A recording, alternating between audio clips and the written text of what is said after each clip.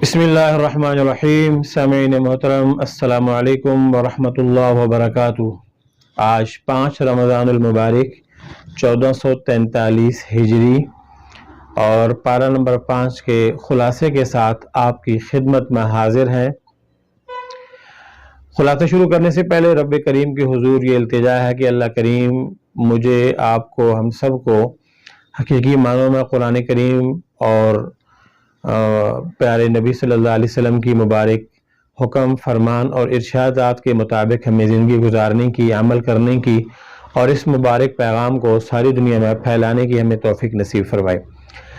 سامعین، پارہ نمبر 5، پورا نمبر 5، اس میں سارا یہ پارہ سورہ نساء اس میں آتی ہے. سورہ نساء کا کچھ حصہ پارہ نمبر 4 کے آخر میں تقریباً ایک پاؤ پارہ کا حصہ ہے. کل وہ چھوڑ دیا تھا، وہ اس کا خلاصہ عرض نہیں کیا تھا، تاکہ آج پوری سورت کا خلاصہ ایک ساتھ عرض کر دیا جائے. سورۃ النساء اس سورت کا نام ہے. نساء خواتین کو کہتے ہیں، عورتوں کو کہا جاتا ہے. نساء کا معنی ہوتا ہے خواتین، یہ نسوۃ کی جمع ہے. چونکہ اس سورت میں خواتین سے متعلق مفصل احکامات، ارشادات فرمائے گئے ہیں، اسی لیے اس سورت کو سورۃ النساء بھی کہا جاتا ہے. مدنی سورت ہے یہ، اور اس کی سب سے پہلی آیت مبارکہ ارشاد ربانی ہے، یا ایھا الناس اتقوا ربکم الذی خلقکم من نفس واحدہ. اے انسانو، چاہے مرد ہو یا عورت، اے انسانو ڈرو اپنے رب سے جس نے تم سب کو ایک جی سے پیدا کیا. من نفس واحدہ، ایک انسان، ایک نفس، ایک جی، یعنی کہ ابو البشر سیدنا آدم علیہ نبینا علیہ الصلوۃ والتسلیمات، وہاں سے آپ کو پیدا کیا، ایک جی سے پیدا کیا. ساری نسل، ساری انسانیت اور جو ہے وہ سب اللہ تعالیٰ نے وہیں سے نظام چلایا. اس کے بعد اس مبارک صورت میں بے شمار احکامات جہاں بیان ہوئے ہیں، وہاں پہ سب سے پہلے یتیموں کے حقوق بیان کیے. اموال یتامہ، کہ یتیم بچوں کے حقوق، یتیم بچیوں کے حقوق وہ ادا کیے جائیں. ان کے مال میں کسی قسم کا غبن، کسی قسم کی زیادتی یا کسی قسم کی ناانصافی نہیں ہونی چاہیے. ان الذین یأکلون اموال الیتامى ظلما انما یأکلون فی بطونہم نارا. جو لوگ یتیم بچوں کا، یتیم بچیوں کا مال کھا لیتے ہیں، ظلم کرتے ہوئے، زیادتی کرتے ہوئے، غبن کرتے ہوئے، دھوکہ دیتے ہوئے، فراڈ کرتے ہوئے. کیونکہ عام طور پہ یہ یوں سمجھا جاتا ہے کہ جی یتیم کا مال ظلم کے ساتھ کھایا، کسی نے یتیم کو مارا ہوگا، کسی نے یتیم کو پیٹا ہوگا، کسی نے یتیم پہ تشدد کیا ہوگا. یاد رکھیے، ہاتھ سے مارنا، پیٹنا تو ظلم اور تشدد بن جاتا ہے، لیکن دھوکے سے مال لینا، اچھا مال جو یتیم کا تھا اس میں سے اچھا لے لیا، اس کی جگہ اس کو پرانے والا دے دیا، خراب مال اس کے حصے میں کر دیا. وہ تو یتیم بچہ ہے، اس کو تو نہیں پتا کہ اچھا مال کون سا ہے، صحیح مال کون سا ہے، قیمتی مال کون سا ہے. وہ تو آپ پہ ٹرسٹ کرتا ہے، اس کے ماں باپ تو ہے ہی نہیں ہے. تو آپ نے اگر کسی بھی طریقے سے ظلم سے، دھوکے سے، فراڈ سے یا کسی بھی طریقے سے یتیم کو نقصان پہنچایا، تو یاد رکھیے قرآن کہتا ہے یأکلون فی بطونہم نارا، یہ لوگ اپنی پیٹ میں آگ بھر رہے ہیں. یہ کھانا نہیں ہے، یہ رزق نہیں ہے، یہ دولت نہیں ہے، یہ پیسہ نہیں ہے، بلکہ یہ سارے کیا کر رہے ہیں؟ اپنے اپنے پیٹ میں آگ بھر رہے ہیں. تو سب سے پہلے یتیموں کے حقوق بیان کیے. اس کے بعد تعدد ازواج، ایک مرد ایک وقت میں کتنی شادیاں کر سکتا ہے یا کتنی بیویاں ایک وقت میں رکھ سکتا ہے. عام طور پہ یہ ایک چیز مشہور ہے، اقوام عالم اسلام کے اوپر اس بات کا الزام دیتے ہیں کہ مسلمانوں کے ہاں تو بس یہی ہے کہ جی بس شادیاں کرتے جاؤ اور تعدد ازواج ہے وغیرہ وغیرہ. یاد رکھیے اسلام جس دور میں اس دنیا میں آیا تھا، اس وقت تعدد ازواج کی حالت یہ تھی کہ ایک ایک مرد 10 20 بیویاں رکھتا تھا. اور ظلم یہ تھی کہ وہ ایک مرد ان 10 میں سے 20 میں سے جس کسی ایک کو چاہتا اس کے ساتھ اپنی زندگی بسر کرتا، باقیوں کو نہ طلاق دیتا، نہ ان کو آزاد کرتا، نہ وہ ان کے حقوق کو ادا کرتا تھا. تو اسلام نے خواتین کو اس ظلم کے معاشرے سے نکالا جہاں بچیوں کو زندہ درگور کیا جاتا تھا، اور بڑی خواتین کو کسی کا خاوند فوت ہو جائے تو مہینوں اس کو گھر میں نہیں رکھتے تھے، الگ کمرے میں بند کر دیتے تھے کہ یہ منحوس عورت ہے، اس کا میاں فوت ہو گیا. اور اگر کسی عورت کے ہاں بچہ پیدا ہوتا تو یہ کوئی نہیں بتا سکتا تھا کہ یہ اس کا باپ کون ہے، بلکہ قیافہ شناس کو بلایا جاتا اور اس کو کہا جاتا کہ دیکھو ایک عورت ایک وقت میں کئی مردوں کے ظلم کے شکار ہوتی، اور ایک مرد ایک وقت میں کئی خواتین کو بیوی کے نام پہ اور جو ہے وہ زوجہ کے نام پہ وہ اپنے حقد میں رکھتا اور ان کے اوپر طرح طرح کے ظلم کرتا، حقوق بھی ادا نہ کرتا۔ تو اسلام نے آ کے عورت کو آزادی دلائی۔ اسلام ہی وہ واحد مذہب ہے جس نے عورت کو حقوق دلائے، انصاف دلایا، عزت دلائی، احترام دلایا، اور پھر اس کو آزادی، حقیقی معنوں میں آزادی بھی دلوائی۔ تو پھر اس پہ اسلام نے یہ کہا کہ بھئی ایک عورت ایک وقت میں ایک ہی شخص کی بیوی ہوگی، اور اگر ایک شخص ایک وقت میں ایک سے زائد بیوی رکھنا چاہتا ہے تو پہلی شرط یہ ہے کہ وہ انصاف، اور دوسری شرط یہ ہے کہ وہ برابری۔ یہ دو چیزیں کرے تو یہ کرے، اگر نہیں کر سکتا فَإِنْ كَانَتْ فَوَاحِدَةً، اگر ایسا نہیں کر سکتا تو بس وہ ایک ہی کے اوپر اکتفا کرے، اور اس کے بعد پھر تعدد ازواج کے مسئلے کے بعد میراث کا مسئلہ دوبارہ بیان کیا اور بڑا مفصل کیا کہ مرد کا کیا حصہ ہے، عورت کا کیا حصہ ہے، میاں کا کیا حصہ ہے، بیوی کا کیا حصہ ہے، بیٹے اور بیٹیوں کا کتنا حصہ ہے۔ تو تقریباً کوئی 1-1.5 رکوع 2 رکوع تک مفصل اس چیز کو ذکر فرمایا کہ یتیموں کے حقوق کے بعد، بیویوں کے حقوق کے بعد مال میراث، بچیوں کا بھی اس میں حصہ ہوتا ہے، بچوں کا بھی ہوتا ہے، لوگ بچوں کا حصہ دیتے ہیں بیٹیوں کو نہیں دیتے، یہ بھی بڑا ظلم ہے۔ اللہ نے جب ان کا حصہ مقرر فرمایا ہے تو پھر ان کو ان کے حصے کے مطابق ادا کرنا چاہیے۔ اس کے بعد پارہ نمبر 4 کے آخر میں اور سورہ نساء کے اس پاؤ کے آخر میں وہ خواتین جن سے نکاح حرام ہے، جو محرمات ہیں، محرمات ہیں، ان کا ذکر فرمایا، اور اس کے بعد پارہ نمبر 5 کے سب سے شروع میں کہ آپ عورتوں میں سے کسی بھی، والمحصنات من النساء، کسی بھی عورت سے آپ نکاح کرنا چاہتے ہیں، وہ آپ کی محرمات میں سے نہیں ہے، تو آپ کیا کریں گے؟ آپ اس عورت کو حق مہر دیں گے، آپ اس عورت کو مالی معاوضہ دیں گے، اس کے بدلے میں آپ اس سے نکاح کریں گے۔ نکاح صرف یہ ہے کہ اپنے بشری تقاضے کو پورے کرنے کے لیے نہیں، بلکہ پاکیزگی حاصل کرنے کے لیے اور پاکیزہ زندگی کو حاصل کرنے کے لیے ہے۔ اور اس کے بعد ارشاد فرمایا الرجال قوامون علی النساء، یعنی یتیم بچوں کے حقوق بیان فرمایا، محرم خواتین کو بیان فرمایا، اس کے بعد کن خواتین سے، عورتوں سے آپ نکاح کر سکتے ہیں اور آپ کو نکاح کرنا چاہیے، اس کو بیان فرمایا۔ اس کے بعد ایک گھر، میاں بیوی بچے، اس گھر کا نظم و نسق چلانے کے لیے، اس گھر کا نظام چلانے کے لیے، اس گھر کی ترتیب کو قائم رکھنے کے لیے اور اس گھر کے ماحول کو خوش اسلوبی کے ساتھ چلانے کے لیے ارشاد فرمایا الرجال قوامون علی النساء، مردوں کو اللہ نے حاکم بنایا ہے عورتوں کے اوپر۔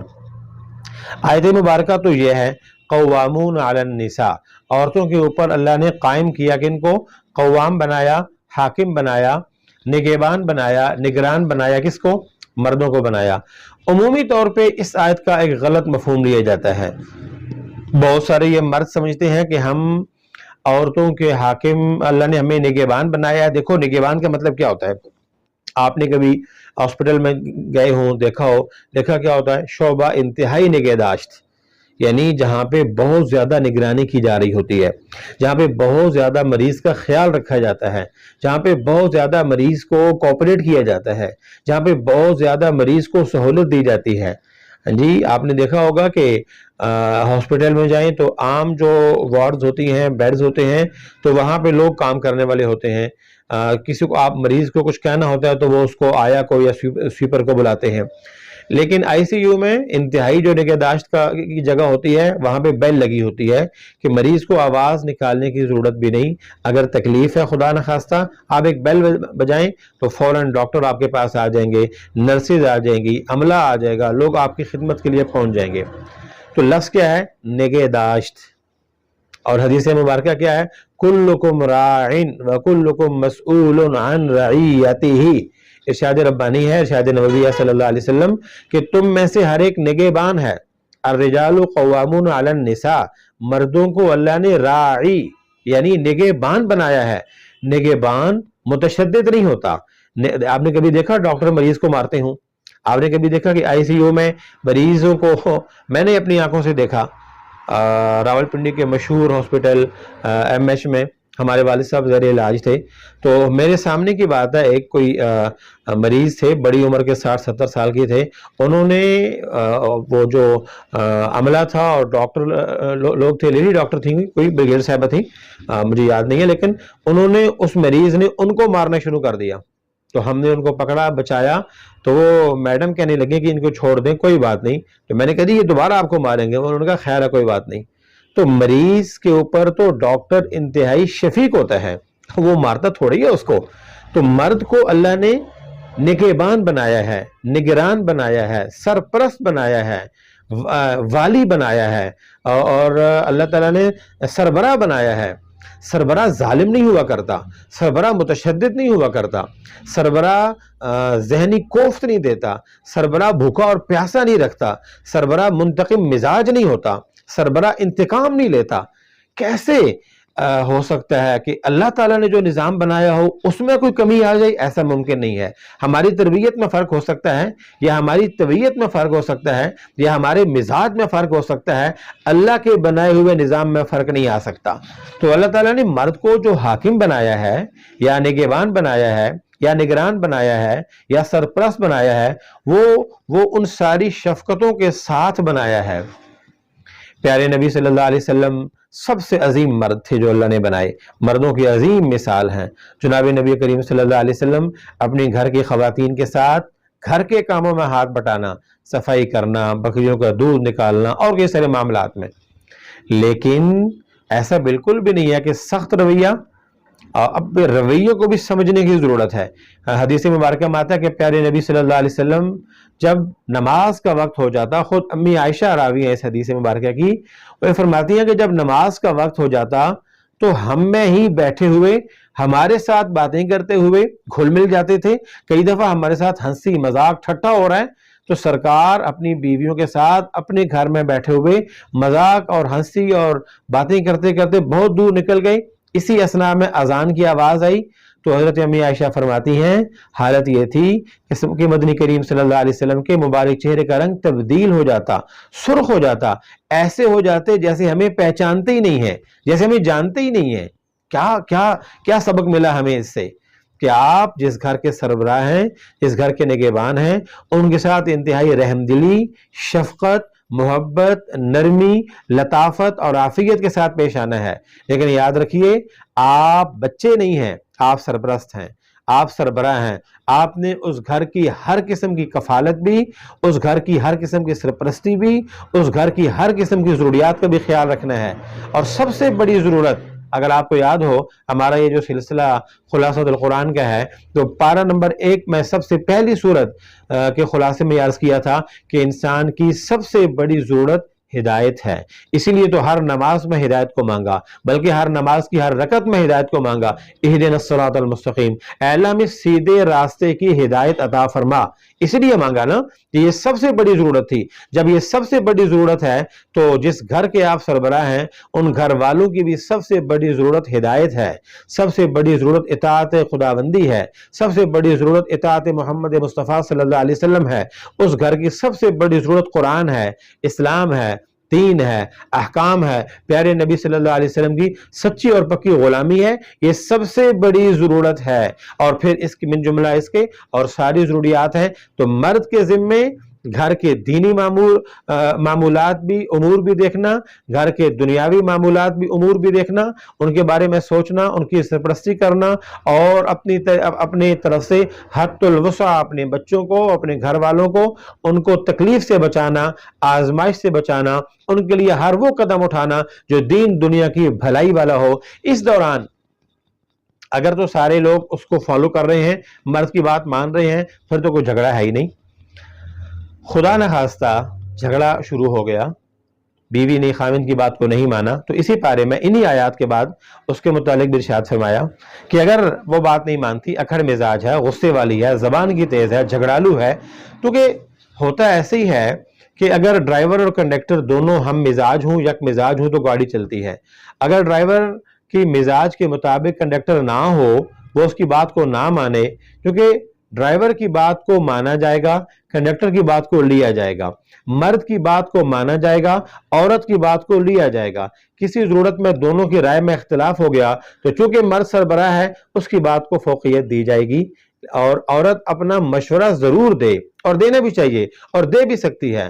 خود صحابہ کرام میں حضرت عبداللہ بن زبیر کے مشہور واقعہ ہے، ان کی جو اہلیہ تھی حضرت اسماء رضی اللہ تعالیٰ عنہ، وہ سیدنا ابوبکر صدیق رضی اللہ تعالیٰ عنہ کی صاحبزادی تھی۔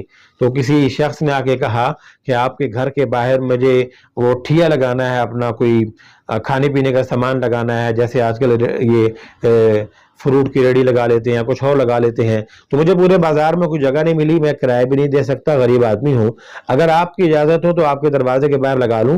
تو اسماء کہنے لگی کہ مجھے اعتراض نہیں ہے، لیکن جب میرے میاں آئے، جی جب وہ آ جائیں تو آپ نے ان سے پوچھنا ہے، حضرت زبیر سے رضی اللہ تعالیٰ عنہ۔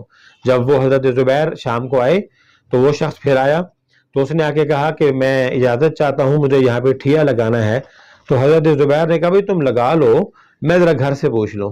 جب گھر پوچھنے کے لیے آئے تو حضرت اسماء نے کہا بالکل اجازت نہیں ہے لگانے کی، بالکل اجازت نہیں ہے لگانے کی، اس کو کہو ہمارے یہاں قریب بھی نہ آئے۔ حضرت زبیر کہنے لگے بھائی غریب آدمی ہے، اس کا بھلا ہو جائے گا، عورت میاں کے مرد کے مہم۔ تو عورت کے متعلق، میاں بیوی کے متعلق، مرد کے متعلق، اولاد کے متعلق، حسن معاشرت کے متعلق، ایک اچھے مثالی گھرانے کے متعلق، یہ تھے کچھ احکامات جو اجمالی طور پر آپ کے سامنے رکھے ہیں۔ اور سامعین، عورتوں کے متعلق عرب میں یہ بات مشہور تھی کہ جو گھوڑے پہ نہیں بیٹھ سکتی، جو تلوار نہیں چلا سکتی، جو دشمن کا مقابلہ نہیں کر سکتی، اس کو کس لیے ہم مال دیں اور کس لیے اپنا وارث بنائیں اور کس لیے میراث میں اس کا حصہ رکھیں۔ واحد اسلام ہے جس نے عورت کا خیال رکھا اور اس کے مال وراثت میں سے اس کو حصہ دلوایا، اور پھر اس کو بیٹی بنا کے، بہن بنا کے، ماں بنا کے، عزت کے اور بلندی کے اور نزاکت کے وہ سارے مراتب اللہ نے عورت کو عطا فرمائے۔ اس کے بعد اپنے گھر کو عملی طور پر پیارے نبی صلی اللہ علیہ وسلم کی مبارک حیات طیبہ کو سامنے رکھے، آپ کے کیا اخلاق تھے اپنی بیویوں کے ساتھ، اپنی بیٹیوں کے ساتھ اور اپنے رشتہ داروں کے ساتھ، تاکہ ہمارے گھر وہ صحیح معنوں میں اصلی طریقے سے وہ جنت کا نمونہ بن سکے۔ اس کے بعد جہاد کا اور قتال کا مفصل ذکر ہے۔ اللہ تعالیٰ کے احکامات ہیں رد الفساد کے لیے اور فتنے کو ختم کرنے کے لیے، اور کمزور، لاچار، غریب، بے بس مسلمانوں کی تنگی اور ان کے اوپر جو ہونے والی بربریت اور ظلم ہے اس کو روکنے اور ختم کرنے کے لیے جہاد سے بڑھ کر کوئی عمل ایسا نہیں ہے۔ اس کے بعد منافقین کا تذکرہ فرمایا۔ منافقین عام طور پہ یہ وہ لوگ کہلاتے ہیں جو صف اول میں نماز پڑھتے تھے لیکن مسلمانوں کے روپ میں اسلام کے اوپر حملہ آور ہوتے تھے، پیارے نبی صلی اللہ علیہ وسلم کے راستے میں ہر پیدا ہونے والی رکاوٹ کے بانی اور ابتدائی یہی لوگ ہوا کرتے تھے۔ پیارے نبی صلی اللہ علیہ وسلم کو طرح طرح کی اذیتیں اور تکلیفیں پہنچانے میں یہ لوگ پیش رہتے تھے۔ تو رئیس المنافقین عبداللہ ابن ابی منافقین کے سردار ہو کے نمازیں آپ کے پیچھے پڑھتا تھا، صف اول میں پڑھتا تھا۔ منافقین کا پھر تذکرہ فرمایا، بلکہ ایک منافق نے ایک یہودی کا کوئی معاملہ تھا اور وہ پیارے نبی صلی اللہ علیہ وسلم کے پاس آیا، کوئی ایک تنازع تھا ان کا آپس میں، تو منافقین کے جو رشتہ دار تھے انہوں نے بڑی چرب لسانی اور بڑی لگی لپٹی باتیں آ کے آپ صلی اللہ علیہ وسلم سے کہیں۔ آپ صلی اللہ علیہ وسلم اس منافق کی طرف سے اس مد مقابل، چونکہ منافق تھا، بظاہر تو مسلمان تھا لیکن اندر سے منافق تھا، تو آپ نے اس کی حمایت کرتے ہوئے، اس کا ساتھ دیتے ہوئے اس یہودی سے آپ نے جب کچھ کہا تو اللہ تعالیٰ کا قرآن نازل ہو گیا، وَلَا تَكُن لِّلْخَائِنِينَ خَصِيمًا۔ پیارے نبی جی ان جھگڑالو کے اور ان جو ہے وہ فتنے پروروں کے اور ان منافقین کی طرف سے آپ کسی کے ساتھ جھگڑا نہ کریں، لڑائی نہ کریں، ان کی بیچ میں آپ مت آئیں، یہ بلکہ آپ فرمایا کہ اللہ تعالیٰ سے آپ استغفار کریں، اللہ تعالیٰ معاف کرنے والا ہے، کیونکہ یہ لوگ آپ کو باتوں میں آپ کے سامنے آ کے لگی لپٹی باتیں کر کے اپنے آپ کو بے قصور ثابت کر رہے ہیں۔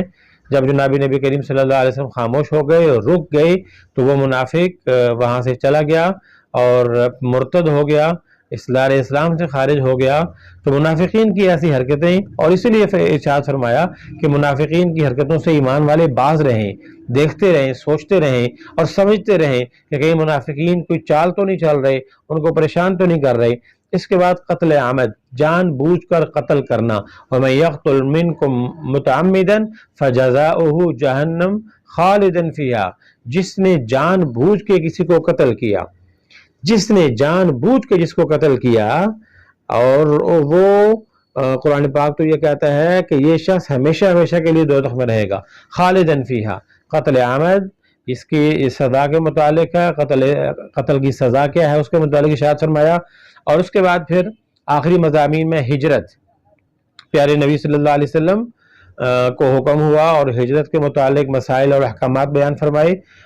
اسی موقع پہ یہی وہ موقع ہے کہ جب حضرت حمزہ بن قیس ایک صحابی ہیں رضی اللہ تعالیٰ عنہ، بڑی عمر تھی، بوڑھے ہو گئے تھے، تو ان کو یہ ہوا کہ ہجرت لوگ کر رہے ہیں، میں بوڑھا ہوں، میں بیمار ہوں، میں چل پھر نہیں سکتا، میں کیسے ہجرت کروں گا؟ بہرحال انہوں نے اپنے بچوں سے کہا کہ مجھے چارپائی کے اوپر لیٹاؤ اور میری چارپائی اپنے کندھوں پہ اٹھاؤ، اور چونکہ اللہ کے نبی مدینے جا رہے ہیں اور اللہ کا حکم آ گیا مدینے کے لیے، لہٰذا آپ چھوڑ دیں گے مکہ، چلے جائیں گے مدینے، کیونکہ اللہ کا حکم ہے اور پیارے نبی صلی اللہ علیہ وسلم کی سنت بھی یہی ہے اب۔